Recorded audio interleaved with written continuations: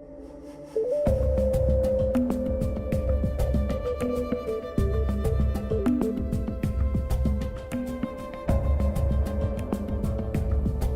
times past, alien visitations were apparently very common. Tribes in North and South America documented such visits with cave and rock drawings, legends passed down through the generations, and sculptures. These legends speak of people coming from the stars to help mankind. Almost all Native American tribes have such legends, and all appear to be true.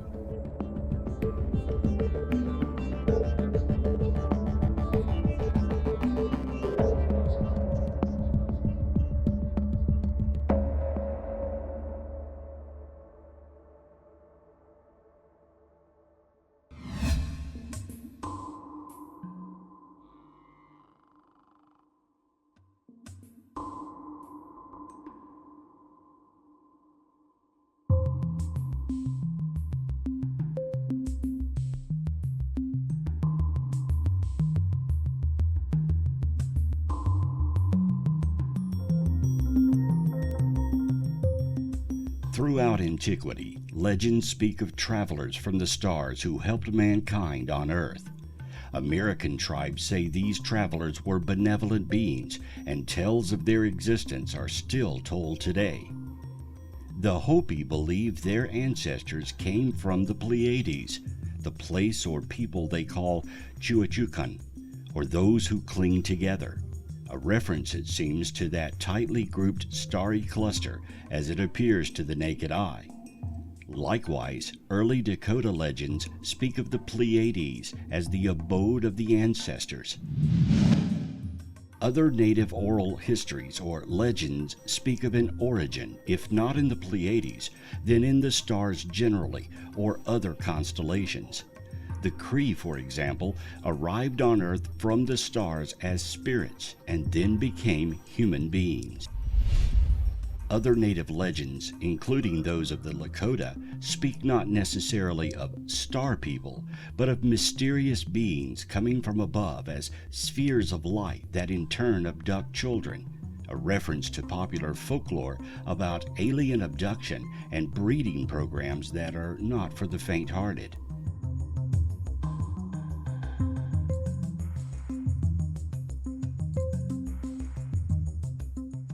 The Zuni Indians offer one of many belief systems, if not actual experiences, related to ancestors who came from the sky, a phrasing that has since morphed into the more New Age star people reference as opposed to sky people. A Lakota legend speaks of 7 maidens being chased by a bear. On their knees, they prayed for divine intervention.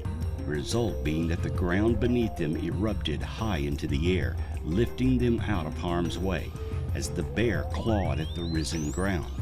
The result was Devil's Tower, Wyoming, the bear's claws having carved vertical geological features into the rock, and the 7 maidens have been installed above as the Pleiades.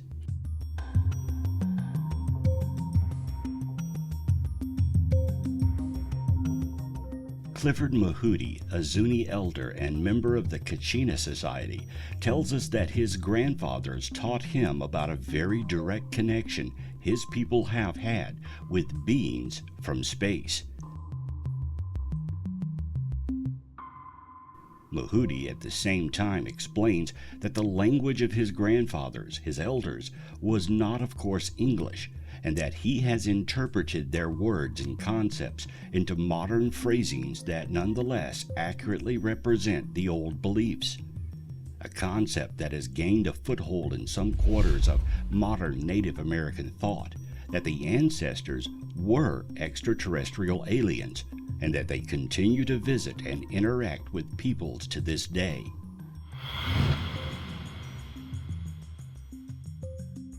The modern unidentified flying object, or UFO craze, began in the late 1940s when a wave of people reported seeing strange objects in the skies above America.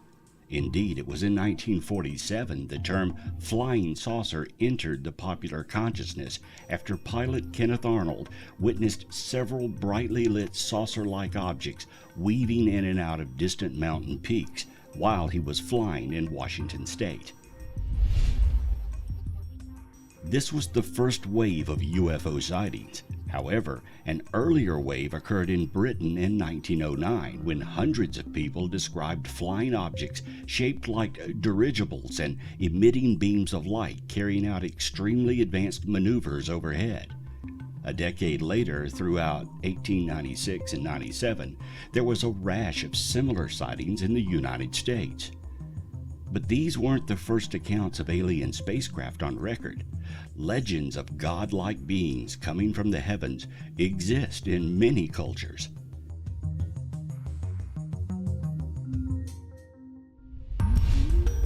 Throughout North America, there are numerous caves that date back thousands of years.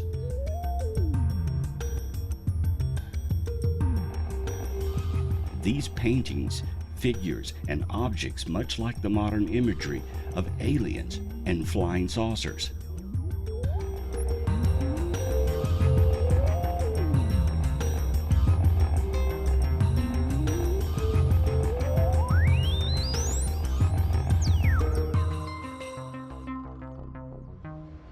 One intriguing legend comes from the First Nations people of Central Ontario. Their Skyman tale may in fact be one of the earliest alien encounters on record. According to the story recorded in 1917 by Colonel G.E. Ladlaw, 500 years ago, there was a large village, about 550 native people living somewhere in that region. One day, a pair of them stumbled upon a stranger sitting on the grass in a field. This figure, a male, was notably clean and shining bright. The natives approached the stranger and asked who he was and how he came to be in the field. "I am not one of you. I do not belong to this land. I dropped down from above," the stranger explained. Showing unusual hospitality, the Abjwa invited him back to their village. The stranger agreed, but on one condition: "Go home and clean the place where I will stay, and when you come back for me, I will go with you for a few days." Agreeing, the Amjawa men went back to their community, told their fellow villagers about their experience, and cleaned the hut where they would house the Skyman. The stranger did in fact accompany them to their village, but he was clearly restless. He watched the skies often and told people that in 2 days something would come and get him to take him back to the sky. One afternoon, Skyman looked up and said, "It is coming." The villagers craned their necks and turned their eyes above and saw something that looked like a bright shining star streaking down from the heavens and hover near the ground.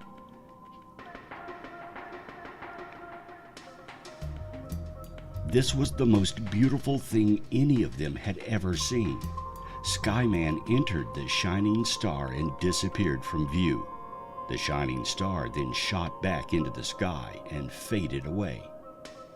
This tale seems to be a description of an encounter with an ancient astronaut, as seen in many cultures and popularized by Swiss theorist Erich von Däniken of Chariots of the Gods fame.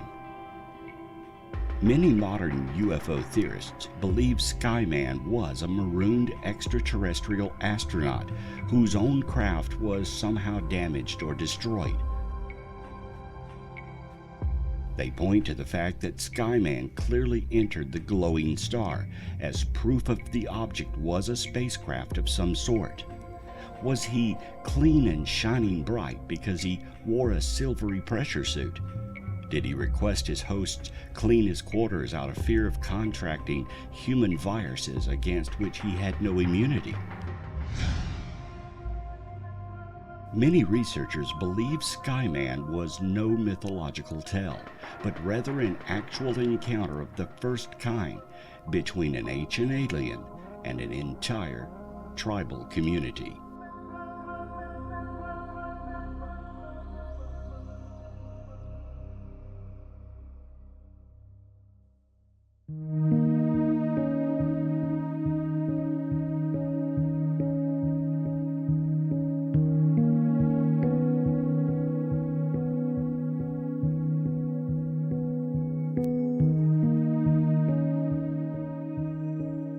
Of all the native North American tribes, one appears to have a direct connection to the stars and aliens.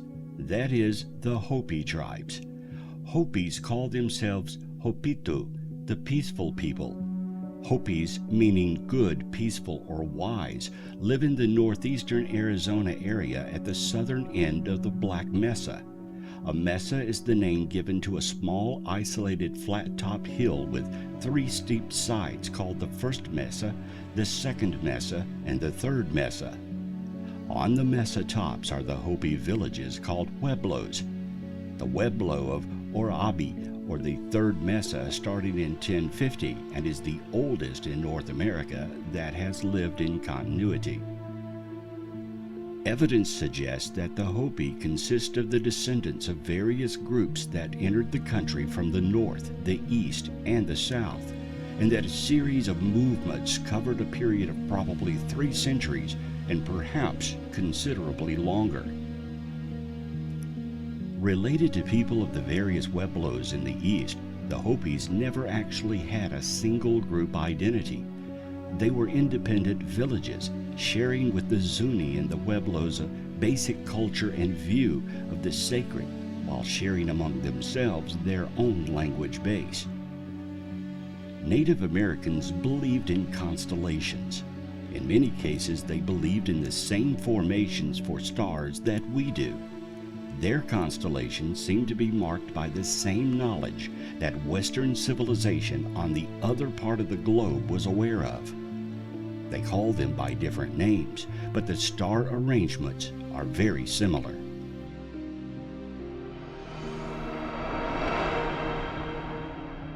They believed in maps that have been drawn that they existed at the center of the Earth or Turtle Island, that beyond them was the sky, and that beyond the sky were dimensional portals or sky holes as they called them.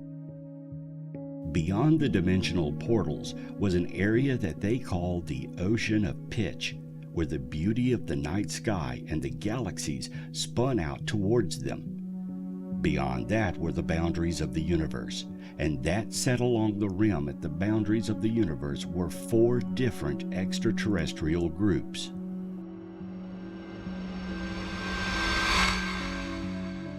They believed in Achivas, the sacred ceremonial places to honor the earth. These were the places that shaman would go into the earth to do their most sacred work. The reason that Achivas are built into the earth for sacred work is because, according to legend, at the destruction of each of the ages of mankind, the people that were pure of heart went down into the buxom of the earth and were remained there protected. According to them, they dwelt in the center of the earth with a group of beings they called the Ant People. Drawings of the Ant People are remarkably similar to the gray aliens of today. Large heads, little stocky bodies, long spindly fingers, in some cases 4, 5, or 6 digits. Some of these drawings have the indication of telepathic thought waves coming from the beings' heads themselves. The Native Americans believed that the home of the Kachinas was on top of a mountain where there were great cloud formations. Today, some believe that UFOs often hide in what we call lenticular clouds, which are cloud formations that seem to be produced to conceal the ships from the visible eye spectrum. Real lenticular clouds move with the rest of the clouds, whereas the UFO clouds do not, often sitting 5 hours in one place. Hopi Indian legends tell of a sure certainty in the future that the tribe's faithful will be lifted to other planets on the Day of Purification, and they watch and wait for the UFOs that will take them there. Is this reminiscent of the Christian version of the rapture? The legend is born of an ancient rock carving in Arizona depicting a dome-shaped saucer object and maiden that has become a core part of the tribe's religious beliefs. Elders in the Hopi community have said they perceive UFOs as having a direct connection with the old petroglyph drawings and the foretelling of visitors from space who arrive for the day of purification. On that day, all wicked people and wrongdoers will be punished or destroyed, said Chief Dan Chekawachuba. He said that we believe other planets are inhabited and that our prayers are heard there. The arrow on which the dome-shaped object rests stands for travel through space. The Hopi maiden on the dome-shaped drawing represents purity. Those Hopi who survive Purification Day will travel to other planets. We, the faithful Hopi, have seen the ships and know they are true. He said the first division occurred in 1906 when Chief Yukuma was driven from the old town of Orabi to Hauteville. The second division, said the chief, happened in 1969 when contact was made with a flying saucer that whispered a message to the tribe. The third division is said to be the precursor of Purification Day, and until it arrives, the chief said many Hopi men wear their bang haircuts that represents a window from which they continue to look for the true white brother who will arrive with matching pieces of the stone petroglyph. But the chief won't see the day come, or perhaps he will. He's been missing since 1972, lost to the tribe while walking to a valley where a UFO had been seen. Kachinas are also used in Hopi tribes. They are connected to powerful ancestor spirits called to bring rain to help the crops grow. There are over 300 different Kachinas. There is a prophecy about the return of the blue Kachina to herald in the fifth age of man. Hopi prophecies are very famous, but as with all prophecies, their timeline became invalid after 1939 when space-time altered. The concepts are fundamentally correct, but the timeline for them to play out is undetermined. The Hopi Indians are the record keepers of the Native Americans.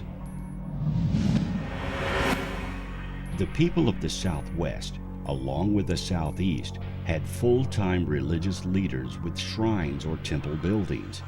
Most Native Americans believe that in the universe there exists an Almighty, a spiritual force that is the source of all life. The Almighty belief is not pictured as a man in the sky, but is believed to be formless and exist in the universe. The sun is viewed as the power of the Almighty.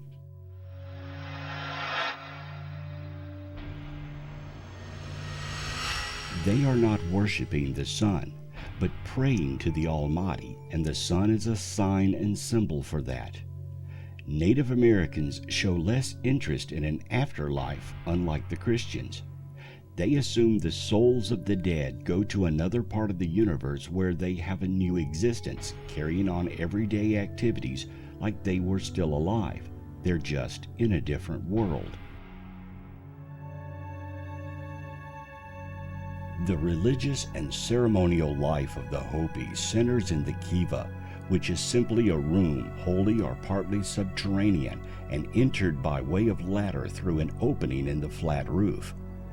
While the membership of the kiva consists principally of men and boys from certain clan or clans, there is no case in which all the members of a kiva belong to one clan, a condition inseparable from the provision that a man may change his kiva membership, and in fact made necessary by the existence of more clans than kivas. It is probable, nevertheless, that originally the kivas were clan institutions. Further south in Central America, there are mysteries that have befuddled modern man for centuries. Around the year 900 BC, something new had appeared in the jungles and wilderness of what is now Guatemala and southern Mexico: civilization. For about the next 2,000 years that civilization flourished, the Maya built cities, invested in farming and in trade, and created a calendar. The population soared, with some estimates suggesting that there were at one time as many as 22 million Mayans. There were farmers, merchants, performers, students, artists, musicians, and then at some point it seemed as if the whole Mayan civilization simply vanished. Mayan cities were abandoned, the people's traditions forgotten, and their language lost forever. What made them leave, and where did they go? Some experts think the Maya were victims of a natural disaster, perhaps a massive earthquake or a volcanic eruption, but the cities left behind by the Maya were intact. None of the temples or stone buildings had any mark of damage.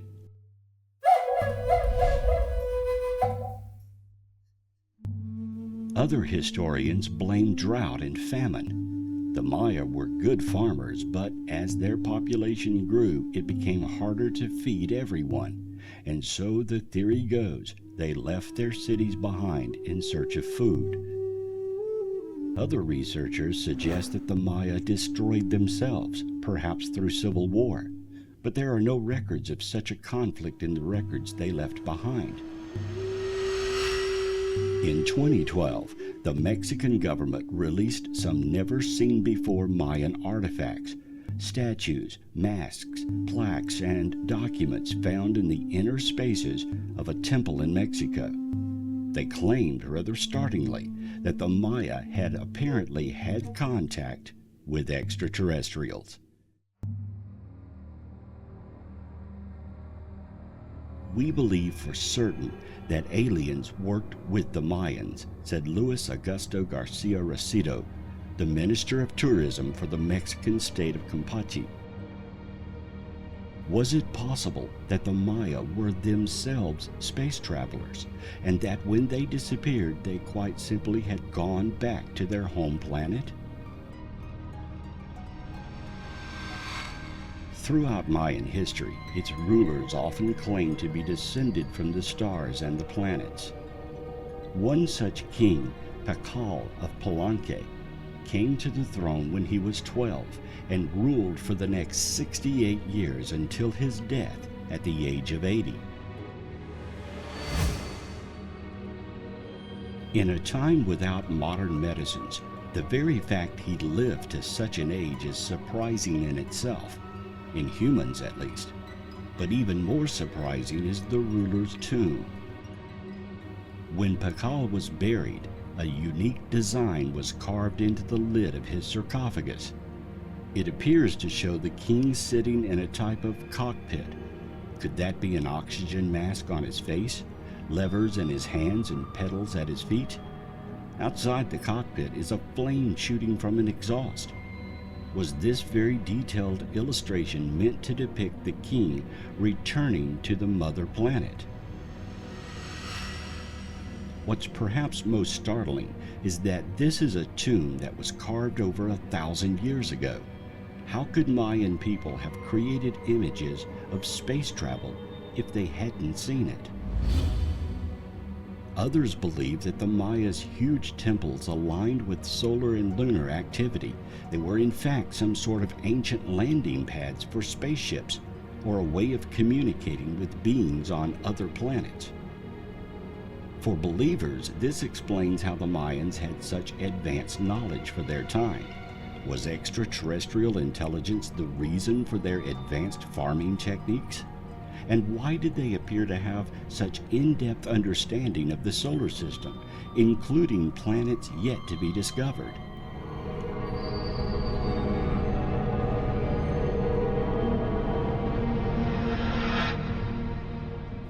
Astrophysicist Carl Sagan argues that while many legends, artifacts, and purported out-of-place artifacts were cited in support of this ancient astronaut's idea, very few require more than a passing mention and can easily be explained more conventionally.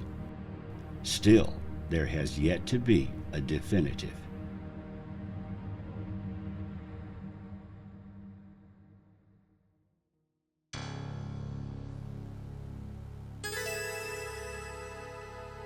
Using the Mayan calendar, doomsday theorists predicted the end of the world was scheduled for the 21st of December 2012.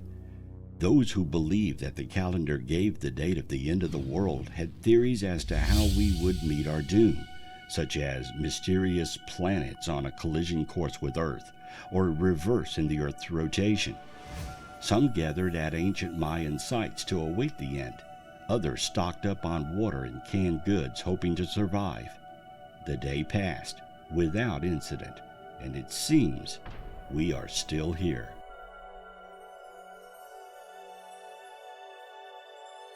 The modern notion that humankind may have been influenced in ancient times by an intelligence far exceeding our own is not only popular, it's almost enigmatic to Western culture.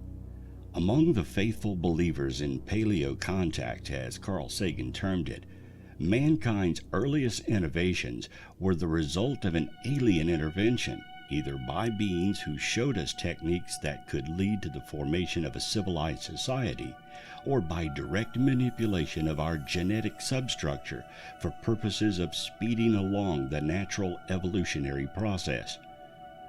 The paleo-contact approach is most often invoked by those who seek to find common ground between UFO reports, abduction encounters, and the mythologies of ancient Indians. However, a recent book on the subject, Encounters with Star People, looks at the phenomenon from both a historic perspective as well as from the standpoint that modern-day encounters with what many natives call star people are still occurring today.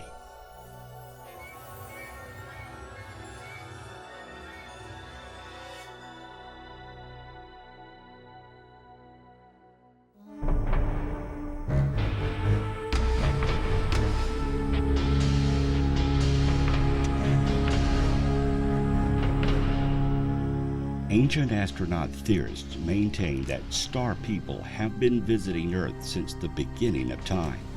To support their claims, they often portray the legends of American Indian tribes as proof of human interaction with the star people.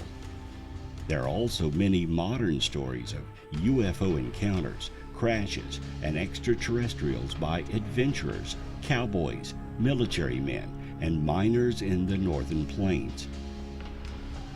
One of the stories described in the book details the story of Chanshe, an aging native whose story is a strange encounter with a spaceman who kindly attempted to take Blue Sun, his faithful family dog. The story goes that a small exploration craft, some variety of a small UFO, had apparently landed behind a butte near Chanshe's home, and subsequently a thin, ghostly pale man appeared who apparently conversed with him. After their visit, Chanshe and Blue Sun walked the visitor back to his vessel, at which time the alien being was said to have taken interest in the fact that the dog obeyed when Chanshe commanded it to heel. At this point, the spaceman gestured in such a way as to suggest that the creature board his vessel and join him, at which point Chanshe had laid his gun across his arm, merely as a measure of intimidation, expressing that the visitor be along his way and without his dog. The more modern reports of alien interaction and UFO sightings detailed in the book are all very unique in this regard, especially since they often seem to express an ongoing interaction between natives and the star people, to the point that almost becoming commonplace in their culture and society. A number of reports also appear in the book that cover aspects of ufology that have more conventional parallels, including UFOs hovering over weapon sites, underground bases, alien abduction, and popular myths associated with spacefaring alien beings working as liberators of mankind in some capacity.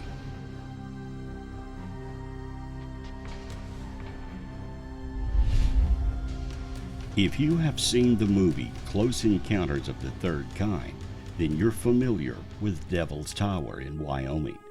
It's the first national monument declared in 1906 by President Theodore Roosevelt. The name Devil's Tower came from an 1875 mistranslation of a Native American name for the site. It was mistakenly said that the name in English meant Bad God's Tower, which was twisted into Devil's Tower. Native American tribes had many different names for the site, which included Aloft on a Rock, Grizzly Bear's Lodge, Bear's Teepee, and the Tree Rock, among others. Devil's Tower has been a sacred site for Native Americans since they happened upon it centuries ago. Different tribes have different stories, but they're all very similar. The Lakota and the Kawa tell a tale of two young girls who, while out playing, were spotted by several enormous bears who began to give chase. The girls, in an attempt to escape, climbed to the top of Devil's Tower and then fell to their knees and prayed to the Great Spirit to save them as the bears began to scale the rocks behind them. The Great Spirit raised the rock to the heavens, and as the cliff grew steeper, the bears fell backwards, their claw marks as they tried to hang on being the ridges on the side of the tower.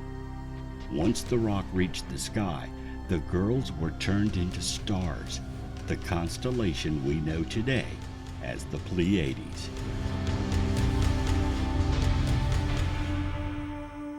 There are dozens of stories, legends, and myths surrounding Mount Shasta in Northern California, adding to its mystery and allure. The Native Americans have always felt that the mountain was the sacred center of the universe.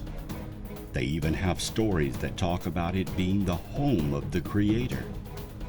Mount Shasta straddles the territories of the Shasta, Wintu, Akmuwa, Astungwa, and Modoc tribes.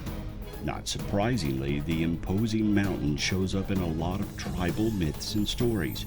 It's especially important to the Wintu tribe, who traced their people's origin back to a sacred spring on the mountain.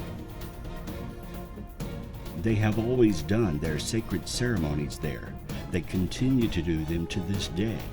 Every August, they do their ceremonies for just the tribe and invited guests.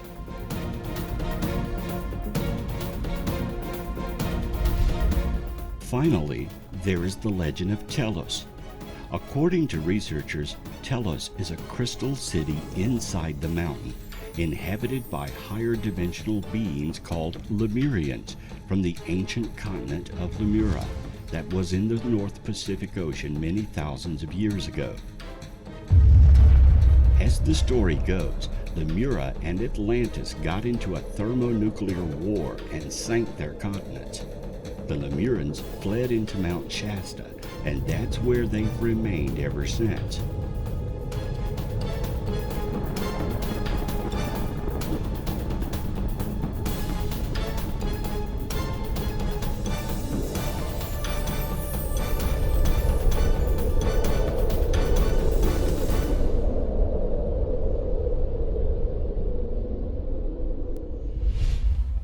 Stories from the 1940s say the Lemurans were actually seen walking into town. They were 7 feet tall, dressed in long white robes and sandals. They went to the general store to buy supplies and paid for their purchases with chunks of gold. The shopkeeper would take the gold, turn around and try to give them change, and the Lemurans would be gone. Today, no one reports eyewitness accounts of Lemurans in the flesh, but some locals believe the smooth, saucer-shaped lenticular clouds that often gather at the summit of Mount Shasta are engineered by the Lemurans to camouflage alien cargo ships docking at Telos.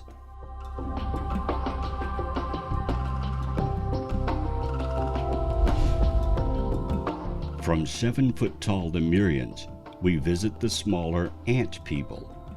The Hopi Indians have been living in the high desert of Arizona for thousands of years. They are the direct descendants of the mysterious Anasazi, the Ancient Ones, a civilization that flourished between the 5th and 13th century AD before suddenly disappearing. According to legend, they were led to their current home by a curiously UFO-shaped cloud during the day and a moving star by night. During the third cycle, the Hopi described a period during which the Earth was ruled by an advanced civilization that had technology far superior to our own. A key element in these legends is represented by the flying shills, the Patwavatas.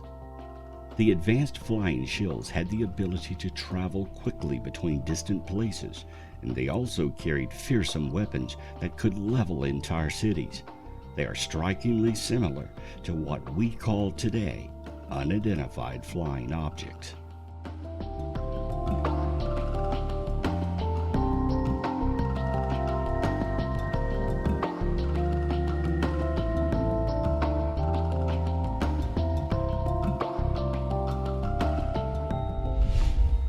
In Hopi legend, the world has gone through several phases or cycles already, and we are in this time living in the fourth world. In the original world, which was according to legend destroyed by fire, the benevolent alien ant people sequestered everyone underground with them and shared what they had. The people were safe from the fire and destruction above. It is said that the ant people even sacrificed their own food to aid the people. As the sky god Sukwaneng systematically destroyed the world above, the people waited patiently for the fires to burn and the earth to cool before they came up.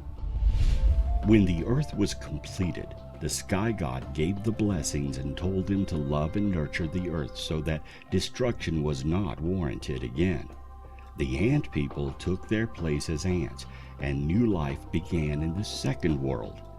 Humanity being what it is, there have been 2 worlds destroyed since then, and this, the fourth world, is set for the appearance of the 5th and final world. This can be compared to the Christians awaiting the rapture, where the Creator comes back and the ultimate world begins. This was prophesied to happen when the blue kachina, or the blue star, appeared. This was to signify the end of the fourth world, and would be foretold by the kachinas removing their masks and becoming one with the powerful beings they are said to represent.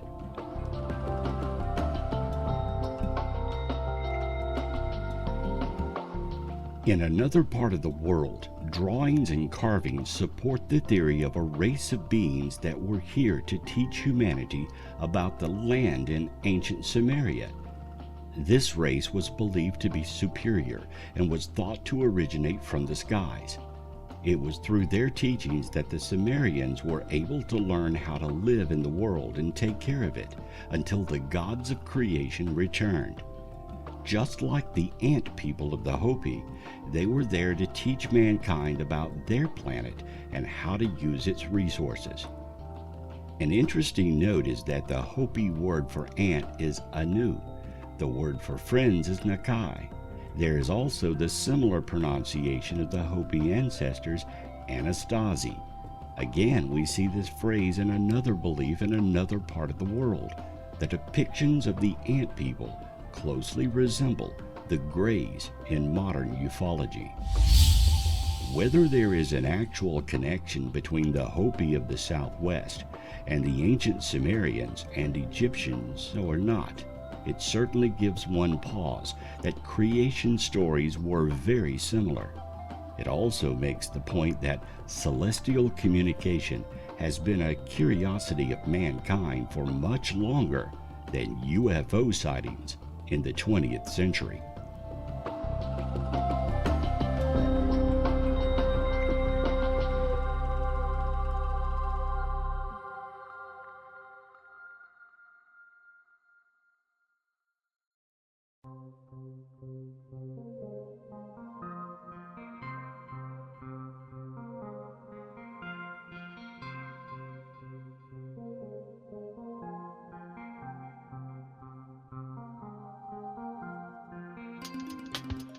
UFO skeptics and believers are locked in a fierce debate over the existence of aliens once again, following 3 apparent sightings recently.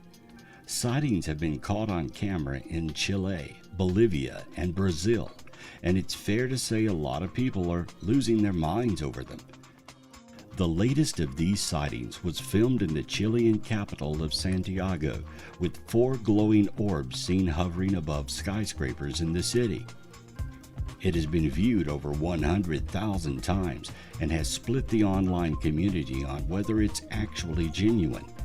Commentators on YouTube were quick to give their opinion, with many believing that an alien invasion is in the cards, while others simply thought it was either military planes or helicopters.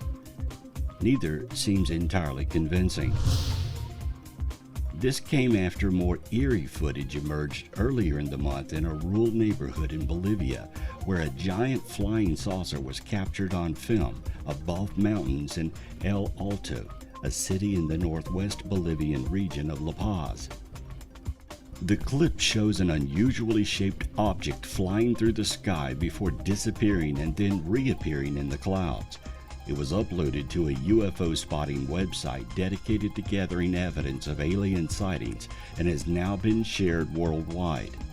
Cynics believe that the footage is a hoax to increase online traffic for the filmmaker's website and has simply been created by using a digital editing program.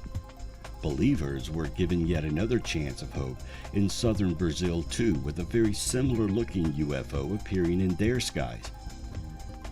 The Express reported that a woman named Marmel posted the picture online showing another blurred dish shape in the sky, which she didn't even notice while taking the scenic photo. Could this be evidence that the Kachinas are returning? South America has some of the most amazing UFO encounters on record.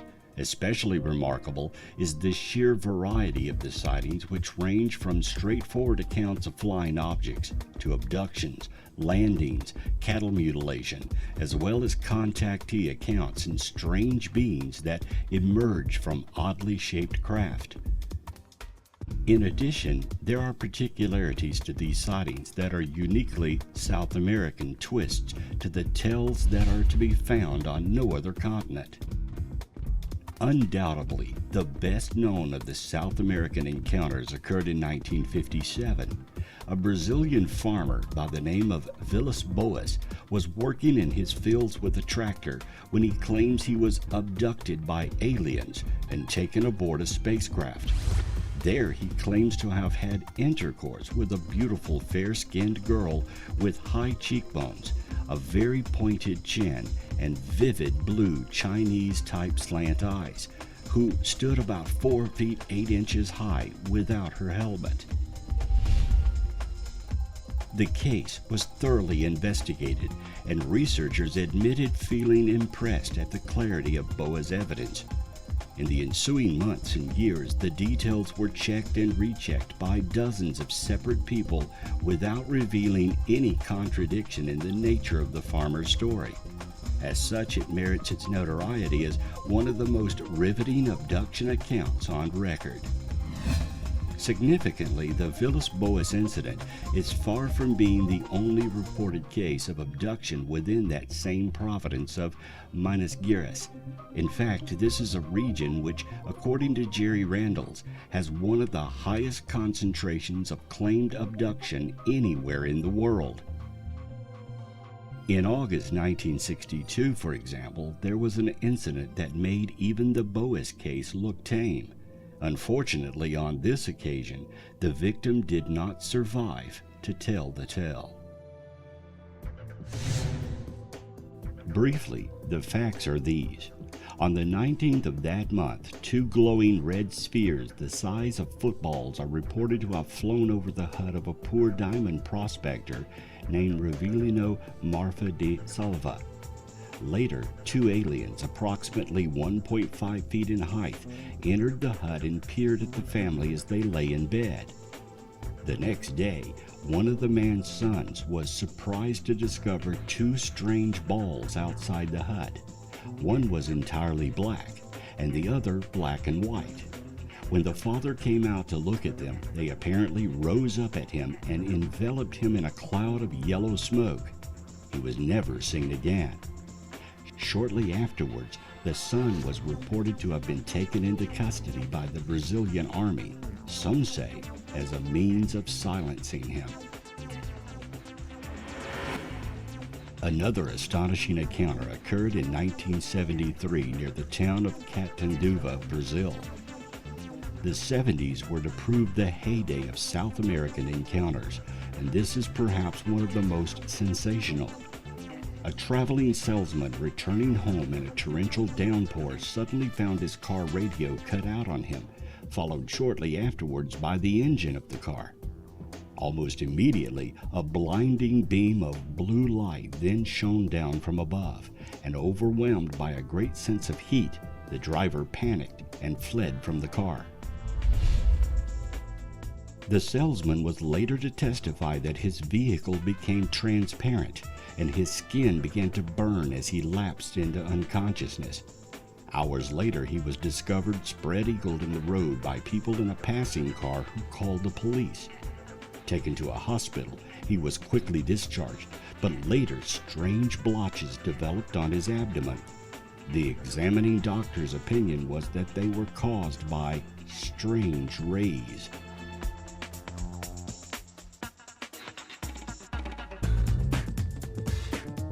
The amazing corollary to this story is that a year later, the same man disappeared for 6 days before being found over 500 miles away, sitting on a hill completely soaked. He later claimed to have been abducted by aliens and medically examined aboard a UFO. Then, as before, doctors were impressed by his lucidity and were happy to pronounce him fully compos mentis. In 1965, around 50 Indians of the Tabu tribe were astonished to see 3 tall beings emerge from 2 saucer-like craft that came down close to the Argentinian town of Formosa, near the border with Paraguay. The beings appeared to have luminous halos around their bodies, and the Indians knelt down and worshipped them. Witnesses speak of verbal contact being established with the aliens, who informed the Indians that the space people would eventually come in greater numbers. An Indian who made a close approach to the craft was warned off, and eventually the beings returned to the craft, which took off in a dazzling burst of light. Police who hurried to the scene are believed to have taken numerous photographs, which are reputed to show at least 3 landed saucers and 5 aliens. Beings that emerged from an egg-shaped craft assured a local hunter that before long, the whole world would come to know them. The hunter, named Felipe Martinez, claims to have met the aliens on no fewer than 3 occasions. The first time in 1949, he ran toward a hovering object revolving above the trees, only to be paralyzed by a mysterious burst of energy. From a door in the object, a small being then descended down a ladder. Standing no more than a meter in height, the being was described as wearing a helmet and clothes like a diver's costume. In an interview, Martinez claims to have been taken aboard one of the alien vessels, which oddly was piloted by a crew of 4 beings around a meter in height, and another blonde-haired being just over 6 feet tall. He claims to have been placed in a spacesuit, but this had an alarming effect on his heart rate, and the suit was quickly removed. Conversation with the aliens was slow and difficult, but according to Martinez, the aliens' name for their craft was SCI-FI. In 1963, in Parana State, Brazil, a crowd of onlookers was amazed to see a bright zinc-colored object descend into flames of a major forest fire. Even more astonishing was that after a quarter of an hour, several tall beings were seen to emerge from the craft and strode around in the flames, completely untouched by the furnace-like heat that surrounded them. Even more perplexing was the fact that the beings seemed intent on collecting charred rocks and other material from the fire, which they then took back to the waiting spaceship. This done, the craft then departed as silently as it came. Witnesses described it as a basin-shaped craft 35 meters in diameter and around 8 meters in height.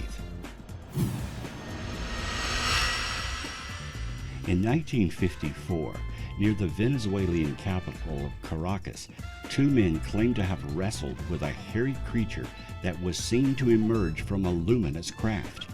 One of the men, Gustavo Gonzalez, says he was thrown 15 feet through the air by a tiny dwarf-like creature who, despite its size, possessed incredible strength. It also proved impervious to a knife blade thrust. Gonzalez, who lunged at the creature with a sharp knife, saw to his astonishment that the blade just glanced off the body as though made of steel. Apparently angered, the creature's eyes literally glowed in the dark, sending out a blinding flash of light that left both men dazzled and disoriented. Before the craft took off, Gonzalez's friend noticed that two other creatures of similar description were gathering earth and rocks and loading them aboard the hovering sphere. The craft was reported 10 feet in width and throughout the incident remained hovering just several feet above the ground. When later examined in a hospital, Gonzalez was found to have several deep red scratch marks down his side.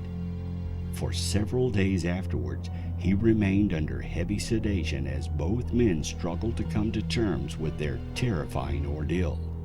Barely 2 weeks later, a similar incident occurred in the same locality. On this occasion, two young hunters came across a luminous machine around 10 feet wide, hovering just 2 feet from the ground. 4 or 5 beings were seen to emerge from the craft and then attempted to drag both youths inside. Fighting them off as best they could, one of the young men lashed out with his rifle butt, bringing it down on the head of one of the aliens. Incredibly, the weapon broke into fragments as if it had struck on a rock. Finally managing to break free of the aliens, both youths ran off to summon police, who later reported signs of a struggle. As in the previous incident, both youths required hospital treatment and remained in a highly agitated state for some time afterwards. In Argentina, the year 1965 brought a series of abortive abduction attempts where aliens attempted to take people by force. The national press published numerous reports of these incidents, which bear evidence of a widespread trend of which relatively few cases were adequately investigated. Of those that were, an incident in the province of Corrientes tells of 5 luminous craft observed flying low overhead. One vessel proceeded to land near a farmhouse, and 5 beings around 2 meters tall were then seen to emerge. On their heads were instruments giving off flashes of light.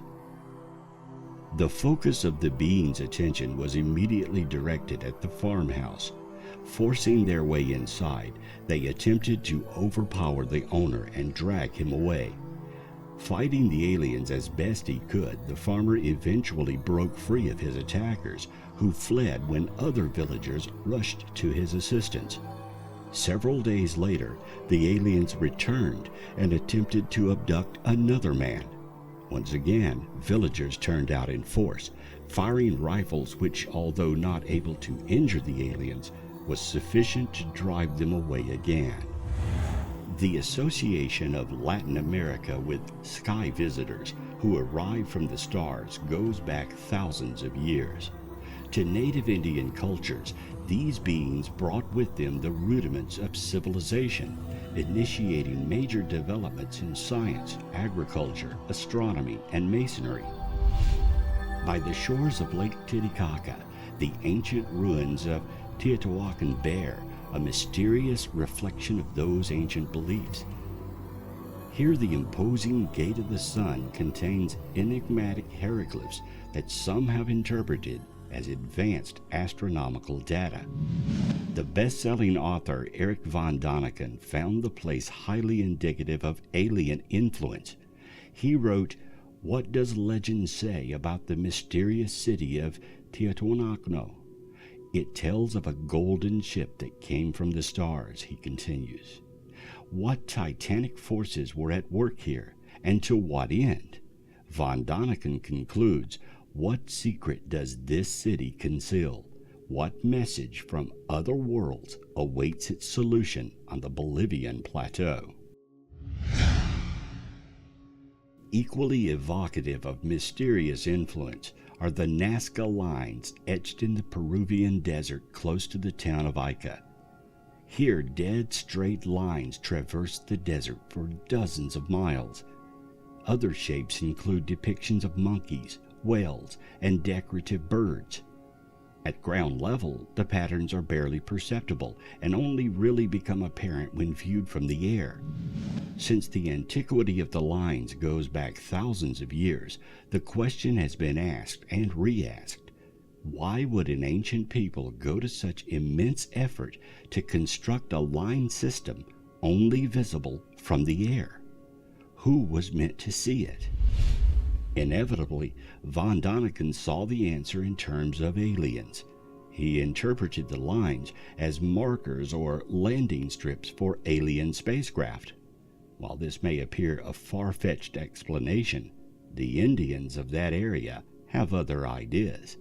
Their traditions frequently make mention of strange visitors who descend from the sky aboard fiery craft, visitations which they insist have carried on down to present day.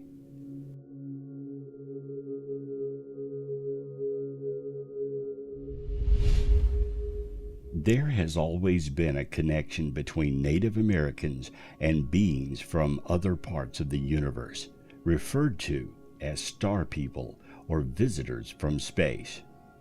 In Utah's 9 Mile Canyon lies the heaviest concentration of rock art in the world. These depict beings that appear to be not quite completely human. They can be seen next to a disc-shaped object. Other beings of a more human form are raising their hands to these beings near the object. Near Christina Lake, British Columbia, Canada, there is a picture of a white disc with black wings hovering over 4 human figures on their knees. There are lines coming from the top of the disc which could be rays of light. Longer, more irregular lines come down from the bottom of the object.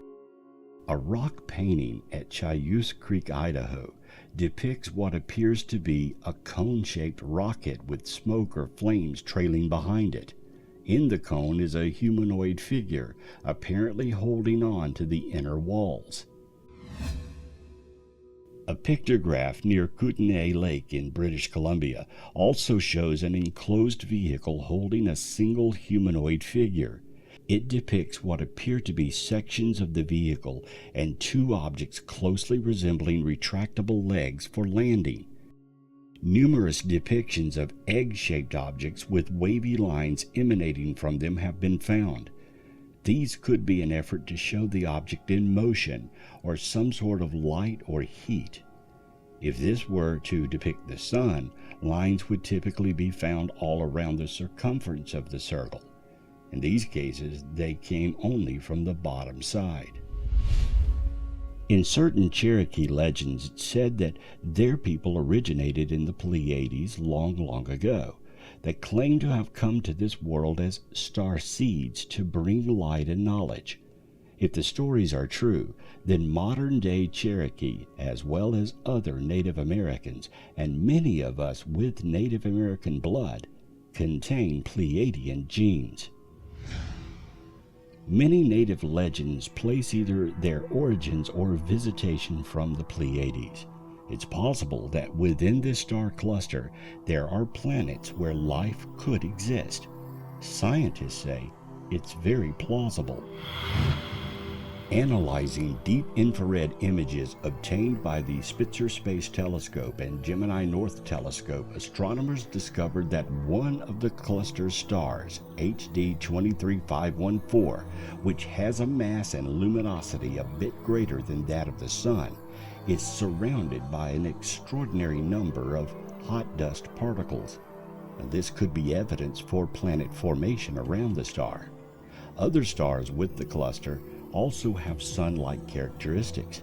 The cluster itself is only about 118 parsecs away from Earth. Is it possible that aliens from another star system came to Earth ages ago and helped the tribal people of our planet? Evidence around the world seems to suggest it is not only possible, but that it indeed happened. Ancient astronaut theorists point to many artifacts and structures that early man could not have created. Wall paintings depict the arrival and association with star people all across the Southwest, having visited in circular vehicles and bringing man safety and even technology. Many tribes believe that they are either star people or are descended from them. Native people are often shy about talking about extraterrestrials. Their race has endured much over the years, and they do not want to share many of their sacred beliefs. Many of their beliefs have been lost as well over time, or only a few elders know the legends of their people. Suffice it to say, there is an abundance of evidence that early tribes of natives did indeed have contact with one or more races from the stars. Almost all of them say that one day, when the world is ready, these star people will return. Perhaps then all who inhabit this planet, the natives of our Earth, will be ready physically, mentally, and spiritually to greet these ancient travelers from the stars.